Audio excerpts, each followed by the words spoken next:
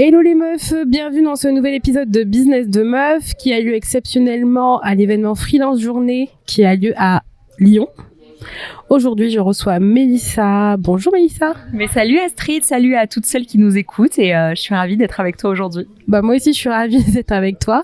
En fin de journée, j'espère que ça va. Vous ne savez pas, mais j'ai fait une conférence et une participation à toute la journée de Freelance Journée. Il est 18h. Voilà, donc on arrive à la fin de l'énergie, mais je vais faire le max pour vous. Oui, oui, effectivement, t'as été gâtée aujourd'hui, t'as pas arrêté. Donc bon, j'espère qu'il te reste encore un petit peu d'énergie pour répondre. Toujours. Oui, je pense. Je pense que oui, il en reste. Voilà, je n'en doute pas. Alors, pour celles qui ne te connaissent pas, dis-nous qui tu es et ce que tu fais. Avec plaisir. Alors, je suis Mélissa, dirigeante de Solentia, l'agence qui met du soleil dans ta com. Donc, on est une agence spécialisée en stratégie de communication et en création de contenu. C'est une agence qui existe depuis 2 ans et moi, j'entreprends dans la strate de com depuis 4 ans. Donc, j'ai fait un bac+5 en strate de com des entreprises. J'ai été salariée en tant que chef de projet en agence pendant 3 ans. L'idée, c'était de me faire de l'expérience avant de me lancer. J'avais très envie d'entreprendre en sortant de mes études, mais j'avais la trouille. Donc j'avais besoin de tester un peu le terrain, d'en apprendre un petit peu plus avant de me lancer. Donc c'est ce que j'ai fait après un bac+5, après 3 ans de salariat. Je me suis lancée à mon compte en tant que consultante en stratégie de com pour les entreprises, pour les entrepreneurs. J'ai été freelance pendant presque 2 ans jusqu'à monter mon agence de com depuis maintenant 2 ans. Donc en fait, t'as fait tes études, tu t'es dit j'ai envie d'être freelance, mais t'étais pas encore prête. Tu savais au fond de toi que tu voulais être freelance. Ça a toujours été un projet que t'avais finalement un peu enfoui. Ouais, le projet, ça a même toujours été d'avoir mon agence de com. Je savais que ça commencerait par du freelancing. Je trouve que c'est compliqué de passer de 0 à une boîte. Donc, je savais que je commencerais en tant que freelance. Mais l'objectif a toujours été d'entreprendre. Même dans mes études, je savais que l'idée, c'était de devenir entrepreneuse, ouais. D'accord. Comment t'as su, en fait? T'avais déjà de la famille qui était entrepreneur ou Pas du tout, je pars de loin. Je pars de loin, d'une famille modeste, pas du tout dans l'entrepreneuriat, vraiment pas. Et je sais pas, j'ai toujours eu un peu cette flamme avec des convictions assez fortes, avec une vision assez forte, une façon assez propre à moi de voir le métier. Et je me suis vite rendu compte aussi, tu vois, enfin le salariat m'a confirmé ça. Que c'était pas pour toi. Que c'était pas pour moi. Ah ouais, non mais exact. Parce qu'en fait, ça m'allait bien. Enfin, je bossais bien, mais je crois que j'étais pas fan du fait de suivre la vision et les convictions de quelqu'un d'autre. D'accord. Et donc ça m'a vite confirmé que j'allais créer ma boîte à moi au service de ma vision, de mes clients, tu vois, choisir mes clients, c'est un truc que j'ai beaucoup subi ça dans le salariat, de pas être maître des projets qu'on gère quoi. Il y a telle strate de com à faire, que ça matche avec le client ou pas, c'est ton taf, tu dois la faire.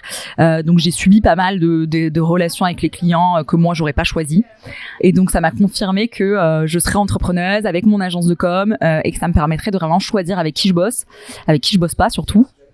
D'accord. Et quelle est l'histoire un peu derrière l'agence? Est-ce que déjà d'expérimenter le freelancing au départ ça t'allait bien? Et est-ce que t'as tout de suite tu t'es dit en fait c'est pas assez? Je pense que je pensais que j'allais rester freelance beaucoup plus longtemps. Ah. Et en fait ça marchait plus vite que ce que je pensais. Très je bien. m'étais beaucoup sous-estimée. Tu sais, malgré bac+5 en strate de com, ce qui est pas souvent le cas dans la com, hein. Dans la com, il y a beaucoup d'autodidactes, il y en a beaucoup qui apprennent sur le tas. Moi, je l'ai vraiment étudié. Donc, j'avais quand même un backup assez cool. Mais malgré ça, malgré 3 ans de salariat, je doutais pas mal de moi.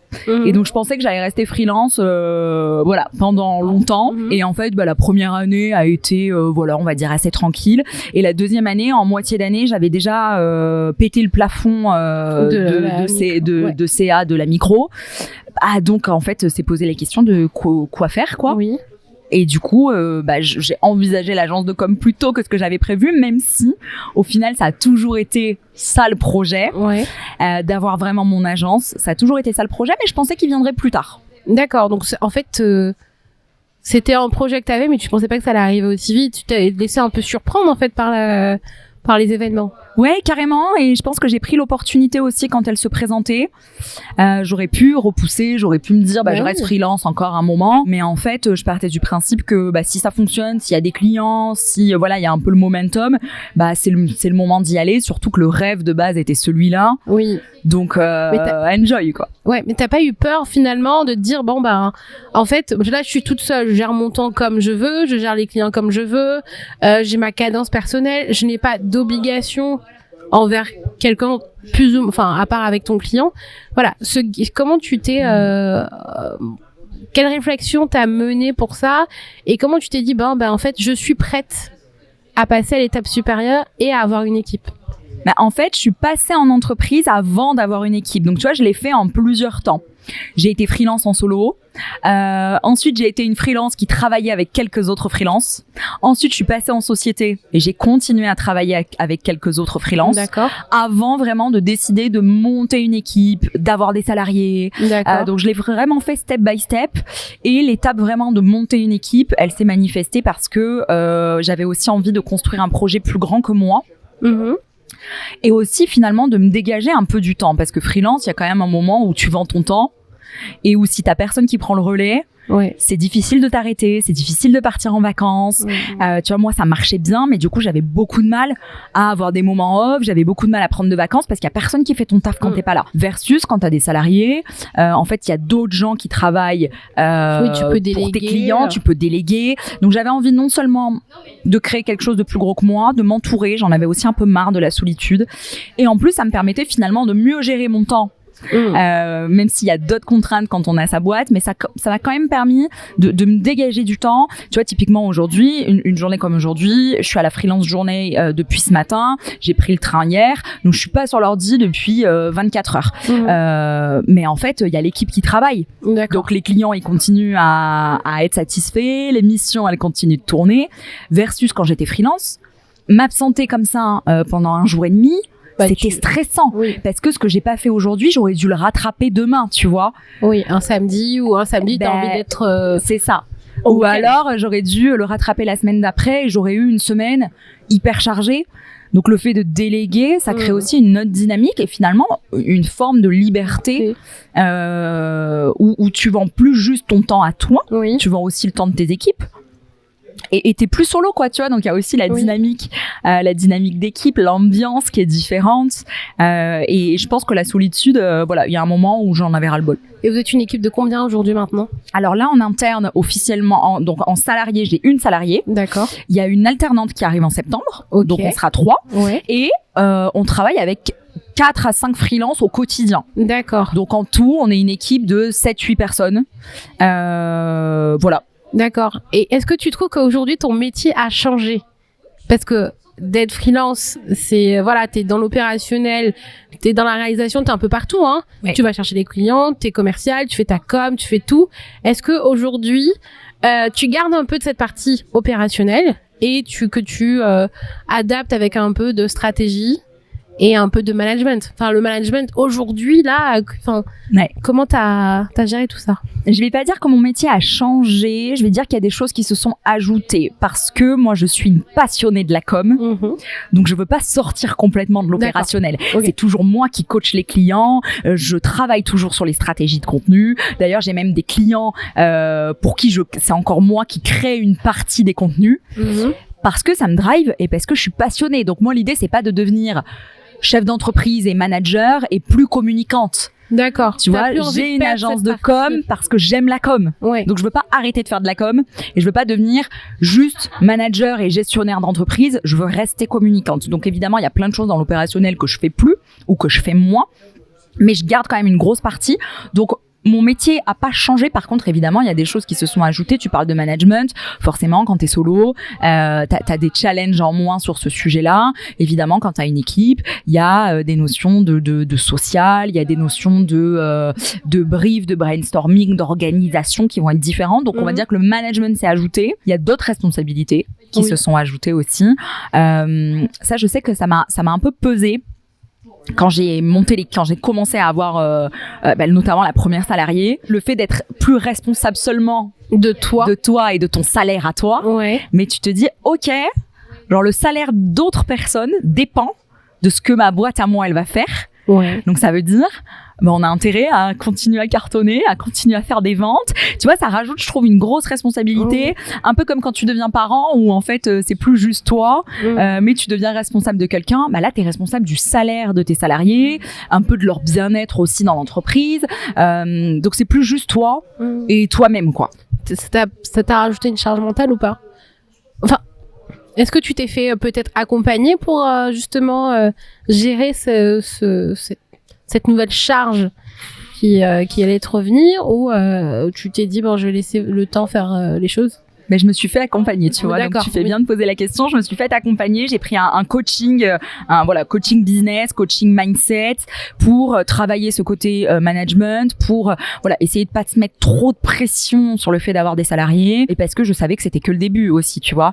Donc je me suis dit bon, ok, si t'es stressé pour la première salariée, qu'est-ce que ça va être quand il y en a plusieurs et que du coup il y a plusieurs salaires qui dépendent de toi. Peut-être qu'il y avait aussi le fait que ce soit la première, où forcément c'est un peu stressant. Et puis en fait, tu te rends compte aussi que tu crées une dynamique d'équipe qui fait que oui, tu es responsable du salaire de tes salariés, mais c'est aussi une mission collective. D'accord. Tu vois, tout le monde participe à la responsabilité de la boîte et de ce qu'elle va atteindre, tu vois. C'est ce que tu as insufflé, c'est ce que tu as intégré dans ta boîte.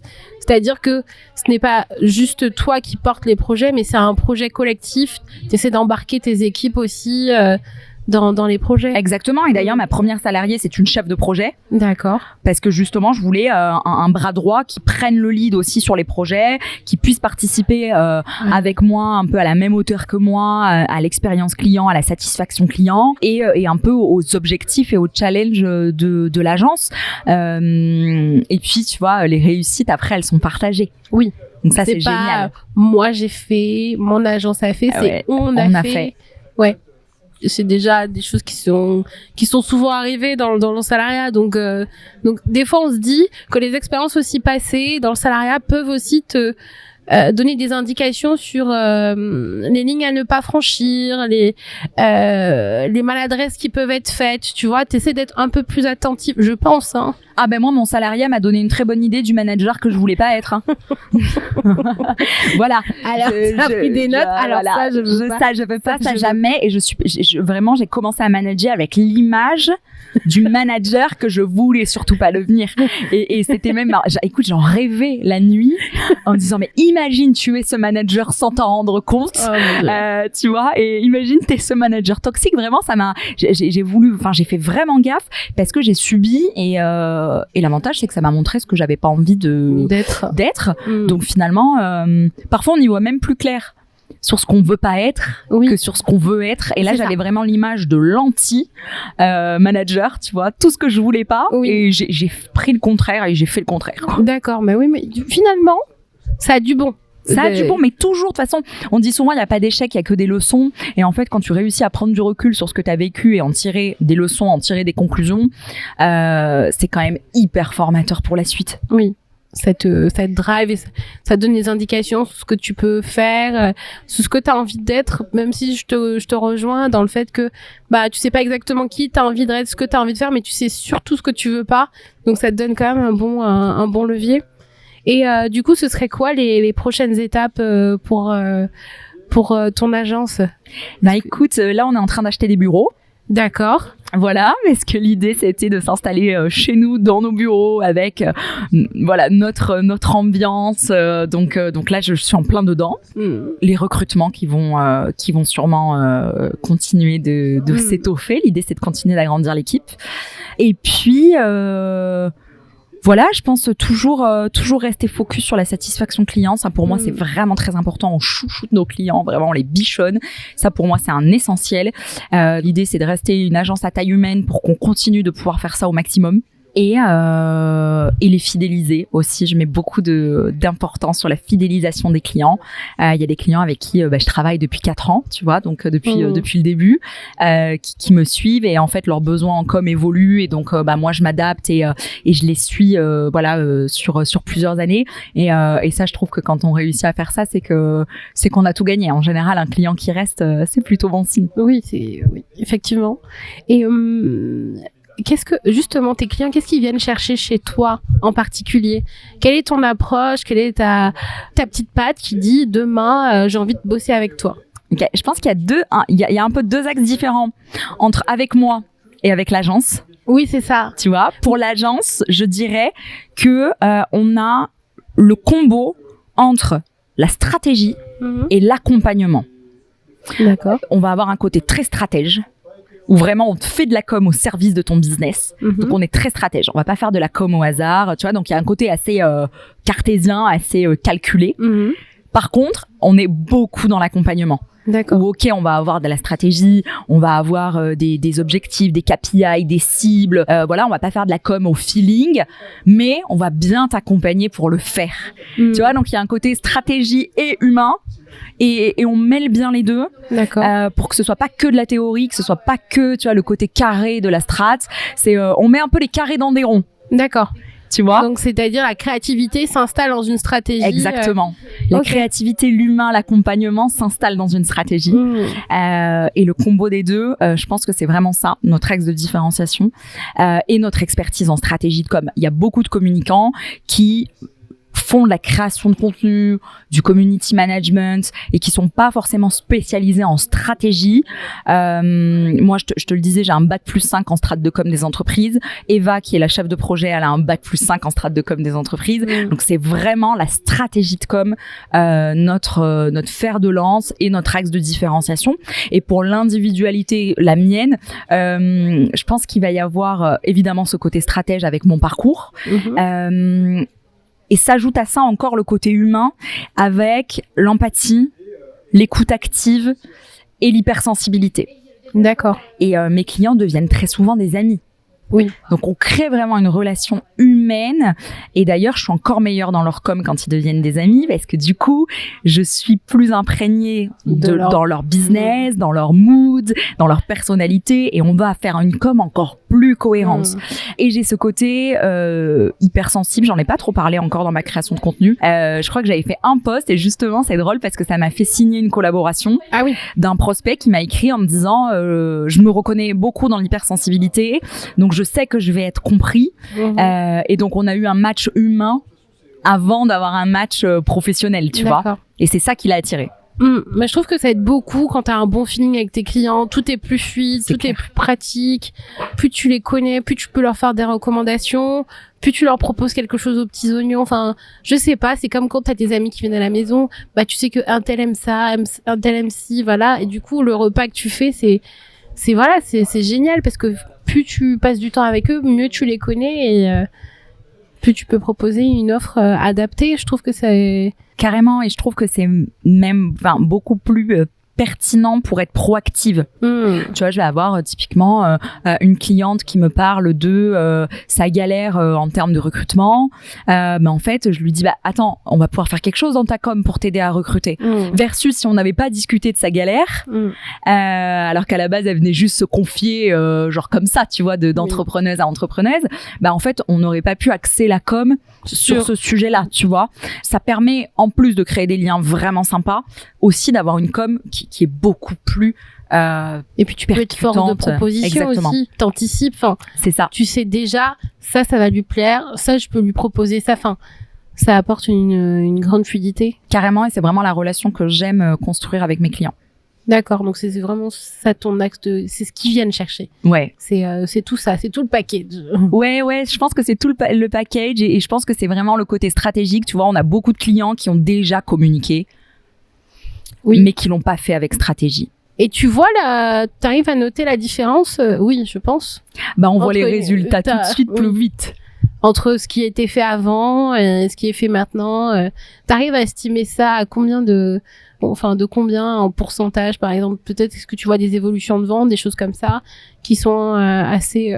Ah ouais, souvent quand on réajuste la stratégie, les ventes découlent, et pas que les ventes, les opportunités, tu vois. Je te donne un exemple. J'ai eu une cliente là que j'ai coachée sur sa stratégie LinkedIn, et là je la coach maintenant dans sa création de contenu. Donc c'est elle qui écrit parce qu'elle voulait apprendre, et moi je relis ses posts, je les corrige et je la guide pour s'améliorer. Elle avait déjà créé du contenu avant, mais sans stratégie. Et il y a des sujets qu'elle avait déjà abordés qui sont similaires à ceux qu'on a abordés là, mais sans stratégie. C'était un peu au feeling, un peu flou. Ça manquait d'impact et de pertinence. C'était pas assez percutant. Là, au bout du 2e post publié, ensemble, elle a eu un prospect. D'accord. Voilà. Donc, au bout du 2e post, alors que elle créait du contenu depuis déjà un moment et qu'il s'était rien passé. Donc elle m'a dit c'est la première fois que j'ai un prospect qui me contacte directement sur LinkedIn pour me demander mes services, alors que elle créait déjà du contenu mais il s'était rien passé. D'accord. Donc c'est peut-être qu'il n'y avait pas le bon call to action, la bonne précision sur, je sais pas, il n'y avait pas le côté touchant. Le côté peut-être je te comprends, on se comprend, voici ce que je vis, voici ce que je peux t'apporter. Ouais, il manque toujours quelque chose. Ouais. Soit ça touche pas assez la cible, soit c'est pas assez humain et c'est trop vendeur, soit c'est pas assez vendeur, tu vois. Mais souvent il manque le truc qui va faire la différence et c'est sur ça qu'on essaie d'appuyer, de trouver l'axe de différenciation, de trouver le truc en plus qui fait que ça va débloquer des choses. C'est pas toujours des ventes, hein. Je dis pas qu'il y a toujours que tu trouves toujours un client au bout du 2e post LinkedIn, hein. C'est un exemple. Mais on sent vite avec la bonne stratégie qu'il y a des choses qui se débloquent. Ça peut être plus de visibilité, ça peut être plus d'opportunités, ça peut être plus d'interaction sur tes posts, donc des meilleurs stats sur la création de contenu. Voilà, mais tu vois, j'en parlais tout à l'heure en conférence. Malheureusement, quand on crée du contenu sans stratégie, on peut créer pendant très longtemps sans avoir de résultats. J'ai des clients qui viennent, ça fait 2 ans, 3 ans qu'ils communiquent. Ils n'ont pas fait de strat, donc ils communiquent un peu au hasard, un peu au feeling, et ça leur a jamais rapporté de résultats. D'accord. Donc vraiment, c'était pas ciblé, orienté. C'était un peu, je communique comme ça parce qu'il faut communiquer et que j'ai appris à communiquer de telle manière. Donc du coup, je communique, mais sans me dire quel objectif je mets derrière. Exact. En fait, si tu connais pas tes objectifs, tu vas pas pouvoir les atteindre. Si tu connais pas tes cibles, tu vas pas pouvoir les toucher. Si tu connais pas ton axe de différenciation, tu vas pas pouvoir te démarquer. Si tu sais pas quel message tu veux transmettre, tu vas pas les transmettre clairement. Si t'es un peu flou sur ta création de contenu, de quoi je parle pas, comment j'en parle, ça va toucher personne. Et en plus, ça va être beaucoup plus énergivore. Donc communiquer, ça veut pas dire réussir. Tu vois, c'est pas parce que tu parles qu'on t'écoute. Ouais. C'est pas parce que t'écris qu'on te lit. D'accord. Donc en fait, ça veut dire que peut-être qu'on peut avoir un post avec des likes, mais qui vont pas générer quelque chose derrière en fait, ni visibilité. Enfin, ça va apporter peut-être de la visibilité, mais sans plus, il y aura pas de d'interaction ou de vente d'intérêt particulier. On va juste voir que quelqu'un a communiqué quelque chose. Ok, très bien. On va passer à autre chose. Exact. Et ça aide aussi de faire des likes parce que c'est aussi de la preuve sociale. Ça t'apporte aussi de la visibilité. Mais si t'es là pour faire du business, ça suffit pas. Ça, il y en a beaucoup qui font du buzz, mais qui font pas de bise. Oui. Oui. Voilà. Oui. Et donc d'ailleurs, ton nombre d'abonnés n'est pas corrélé à ton chiffre d'affaires. Hein. Ah bah voilà. Voilà, ça on vous le rappelle, c'est pas parce que vous avez une petite communauté que vous pouvez pas faire d'argent. C'est complètement décorrélé. Il y en a beaucoup qui sont des influenceurs avec des belles communautés, mais qui ont pas de business. Oui, effectivement. Oui. Voilà. Donc la visibilité veut pas dire le cash. Pour autant, on a besoin des deux. Oui, bien sûr. Bah oui, parce qu'on a des gens qui ont beaucoup de communautés qui sont très visibles, mais derrière. Il y a rien. Mais exact. Oui, effectivement, quand tu creuses un peu, tu grattes un peu, voilà, voilà. Ouais. Je sais pas, ça me parle beaucoup. Je vois que ça résonne chez toi. Oui, ça résonne. Ça résonne même un peu trop fort. Et quand tu dis que tu vas coacher quelqu'un, quelle est la différence entre quand tu vas faire de la stratégie et quand tu vas coacher quelqu'un et quand tu vas former quelqu'un? Ok. La stratégie, c'est plutôt du clé en main. On le fait plutôt pour les boîtes, plutôt quand on a plusieurs personnes qui doivent appliquer une stratégie. D'accord. Le coaching, c'est plutôt du one-on-one et on va construire ensemble ta stratégie. On va la construire étape par étape, d'une séance de coaching à l'autre. Donc en fait, ça dépend un peu à quel niveau t'es. Tu vois, par exemple, le coaching, ça marcherait pas pour une grosse boîte. Par exemple, une grosse boîte, un grand groupe qui veut se lancer sur LinkedIn. Ça va être difficile de coacher tout le monde. Donc, on va plutôt soit livrer une stratégie clé en main qui est personnalisée par rapport évidemment à la boîte, à ses objectifs, à ses cibles, etc. Mais on va leur livrer la stratégie versus en one-one, c'est ce que je vais faire plutôt avec les indeps. Là, on va être vraiment dans l'accompagnement où on va construire la stratégie ensemble. D'accord. Donc tu vas travailler sur toutes les étapes clés dont tu as parlé en conférence et dont tu m'as évoqué quelques points ici. Exactement. D'accord. Et on va les travailler ensemble d'une séance à l'autre. Voilà. Donc, le format est un peu différent. À la fin, t'as ta stratégie de com. D'accord. C'est juste que on va pas la travailler sur le même format parce que tout le monde n'a pas besoin d'être accompagné de la même façon. Ok. Il y a des gens qui seront plus avancés que d'autres. Il y aura tout à refaire. Exactement, ça dépend du niveau. Tu vois, le CEO d'une grosse boîte, clairement, il a rarement le temps de se faire coacher. Donc, si je lui dis on cale ensemble 1h30 par semaine de coaching, c'est compliqué. C'est plus facile si je lui dis on cale un kick-off où je récolte toutes les infos de la boîte et ensuite je vous livre une stratégie. D'accord. Tu vois, ça va être aussi différent. Tu vas avoir plus de travail en amont, toi, pour préparer la strat, alors que peut-être le coaching, dis-moi si je pars sous ton contrôle, peut-être le coaching, ce sera plus à la personne justement de travailler entre les séances pour construire quelque chose dont tu vas... Exactement, le coaching, on va être un peu 50-50 parce que moi, je vais préparer les séances, je vais te guider, je vais te poser les bonnes questions, il y a plein de choses que moi, je vais quand même préparer, mais on va le faire ensemble en séance, donc toi aussi, tu as du taf. Oui. Versus une stratégie pour une boîte livrée clé en main. Ils nous fournissent les infos, donc un kick-off. On a un kick-off et une réunion de rendu, tu vois. D'accord. Voilà, donc c'est plus du done with you versus du done for you. D'accord, ok. Donc c'est plutôt différent. Et après, pour la partie formation ?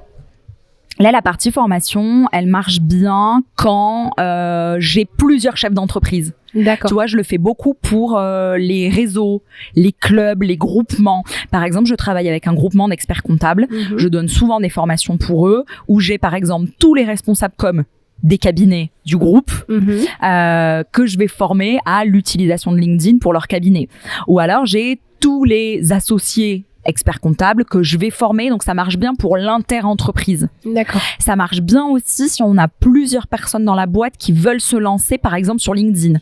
Quand on a, admettons, le CEO qui veut se lancer et l'associé et le DRH et le responsable com, bah là, plutôt que de faire des coachings one-one pour toutes ces personnes, on va faire une formation où on va travailler le personal branding de chacun, l'axe commun pour tous.